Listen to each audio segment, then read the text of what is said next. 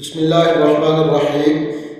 اللہ نے قرآن پاک میں ارشاد فرمایا وَإِذْ قُلْنَا لِلْمَلَائِكَةِ اسْجُدُوا لِآدَمَ فَسَجَدُوا إِلَّا إِبْلِيسَ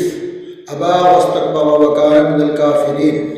اور چند آیات کے بعد فرمایا فَتَلَقَّىٰ آدَمُ مِن رَّبِّهِ كَلِمَاتٍ فَتَابَ عَلَيْهِ إِنَّهُ هُوَ التَّوَّابُ الرَّحِيمُ۔ یعنی جب اللہ تبارک و تعالیٰ نے حضرت آدم علیہ السلام کو زمین کا خلیفہ مقرر کیا تو فرشتوں کو سجدہ کرنے کا حکم دیا کہ سب آدم کو سجدہ کریں، تو تمام فرشتوں نے سجدہ کیا سوائے ابلیس کے، اس نے انکار کر دیا۔ اور اللہ تبارک و تعالیٰ نے اس سے سوال کیا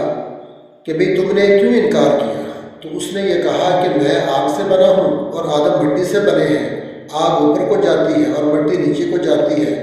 اس لیے میں آدم سے افضل ہوں، اس لیے میں اس کو سجدہ نہیں کروں گا۔ تو گویا اللہ تبارک و تعالیٰ کے سامنے اس نے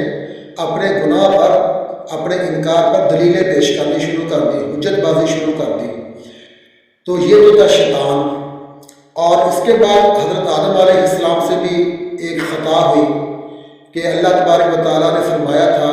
کہ جنت میں جو ایک درخت ہے اس کا تم نے پھل نہیں کھانا، تو حضرت آدم علیہ السلام اور ان کی بیوی نے اس کا پھل کھا لیا۔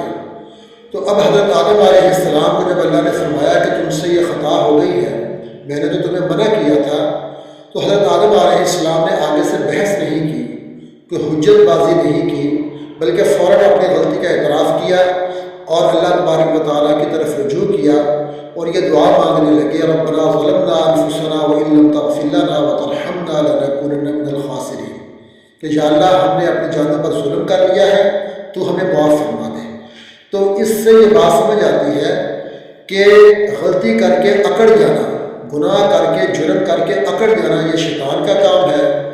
اور غلطی کر کے، خطا کر کے معافی مانگ لینا، اللہ سے توبہ کرنا، اپنے گناہ کا اعتراف کرنا، یہ انسان کا کام ہے۔ تو آج ہمیں یہ دیکھنے کی ضرورت ہے کہ کیا ہمارا رویہ شیطان جیسا ہے یا حضرت آدم علیہ السلام جیسا ہے کہ ہم سے کوئی گناہ ہو جائے، کوئی غلطی ہو جائے تو کیا ہم اللہ سے معافی مانگتے ہیں یا اپنے گناہ کا جواز تلاش کرنا شروع کر دیتے ہیں، اس پر دلائل دینا شروع کر دیتے ہیں۔ تو اللہ رب العزت سے دعا ہے کہ اللہ تبارک و تعالیٰ ہمیں جو ہے وہ حضرت آدم علیہ السلام کی سنت اختیار کرنے کی توفیق عطا فرمائے، یعنی غلطی ہو جائے تو فوراً اللہ سے معافی مانگنی چاہیے، اللہ کی طرف رجوع کرنا چاہیے، نہ کہ شیطان کی طرح اکڑنا چاہیے۔